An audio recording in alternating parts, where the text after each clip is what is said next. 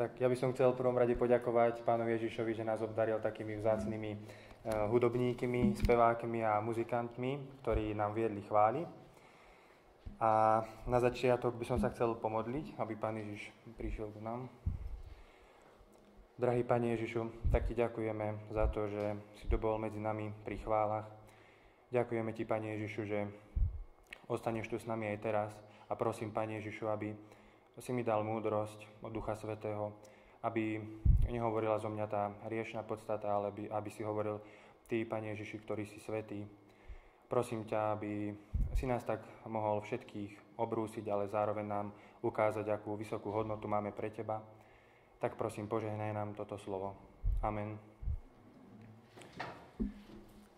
Tak na začiatok by som bol rád, keby sme si otvorili v Biblii, tí, ktorí máme, Skutky apoštolov 17. kapitolu.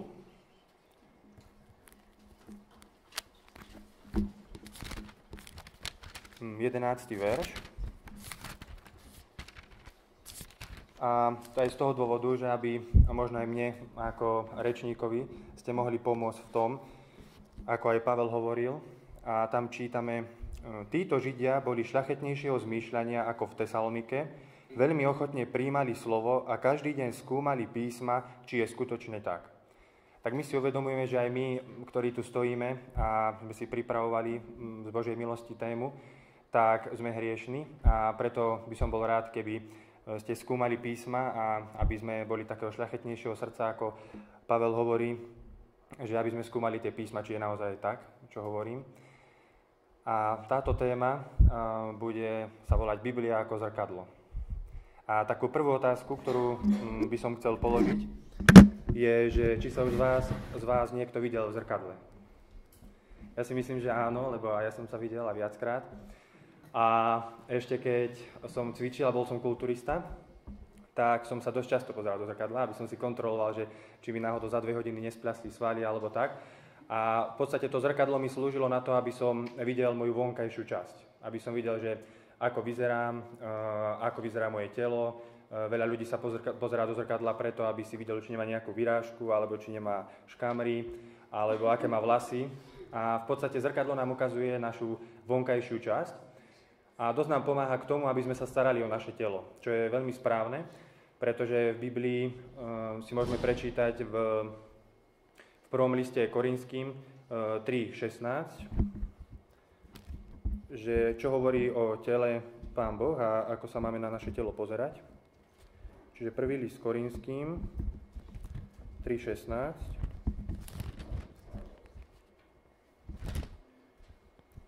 Či neviete, že ste chrám Boží a Duch Boží prebýva vo vás? Takže naozaj do toho zrkadla sa pozeráme preto, aby sme sa skrášľovali, ale musíme si uvedomiť aj takú vec, že niekedy sme sa cítili určite tak, že nám vôbec nezáležalo na tom, že ako vyzeráme zvonka, keď sme sa cítili vnútri veľmi zle. Keď sme sa cítili smutní, keď sme sa cítili zranení, alebo takí, že naozaj že máme o sebe nízku mienku.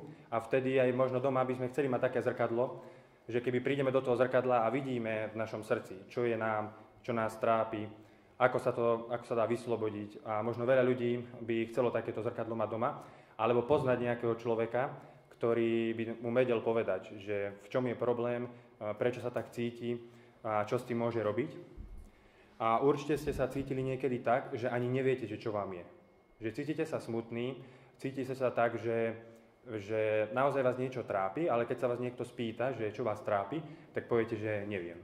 Lebo neviete to ani sami definovať. A vtedy naozaj by sa nám veľmi zišlo to zrkadlo, do ktorého by sme prišli a ukázalo by nám v srdci presne miesto, ktoré potrebujeme vyčistiť alebo očistiť a môžeme žiť ďalej. Ale Pán Boh nás tak miloval, že môžeme vedieť, že takéto zrkadlo nám ukázal aj vo svojom Božom slove a že sám Pán Boh je tým zrkadlom. Sám Pán Boh vidí do nášho srdca a vie, aký máme problém, aj keď my o ňom nevieme. A keďže Biblia je Božie slovo, tak v Biblii môžeme nájsť to zrkadlo. Keď si budeme čítať Bibliu, tak Pán Boh nám tam hovorí, prečo sa nám to stalo, ako nám môže pomôcť.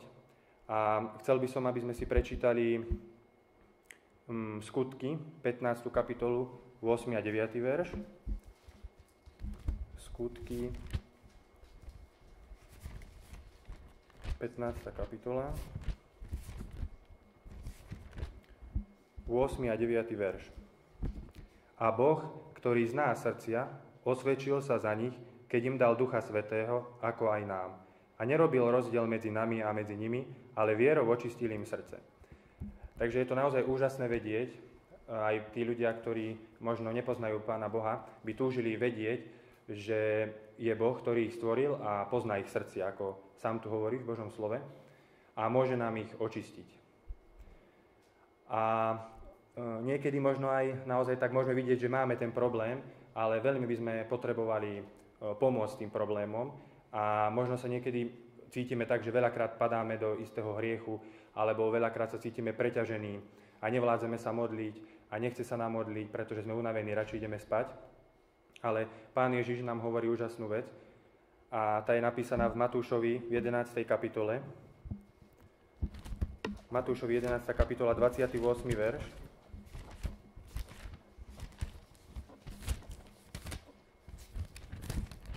Kapitola 28. verš. Poďte ku mne všetci, ktorí sa namáhate a ste preťažení, ja vám dám odpočinutie. Pán Ježiš je taký úžasný, že on aj, keď sa cítime naozaj veľakrát taký hriešný, alebo veľakrát udúpaný, alebo možno naozaj znehodnotený, tak Pán Ježiš hovorí, poďte ku mne a ja vám dám odpočinutie. A teraz by som vám chcel niečo ukázať, alebo aj možno darovať. No, takže kto by chcel týchto 20 eur, nech sa prihlási. Naozaj, kľudne, normálne, úprimne sa cíte. Kto by chcel, práve nie sú falšované, a kto by ich chcel, tak nech sa prihlási. Dobre, Vongi, Dianka. A niekto iný by ste ich nechceli? Tak vidím, že ste asi bohatí, tak potom uvidíme, že zbierka si budeme musieť taký kontajner doniesť.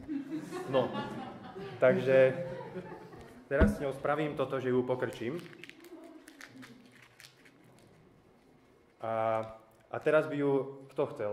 Chcete ju, tí istí? Stále ju chcete, aj keď je pokrčená? Dobre, zaujímavé.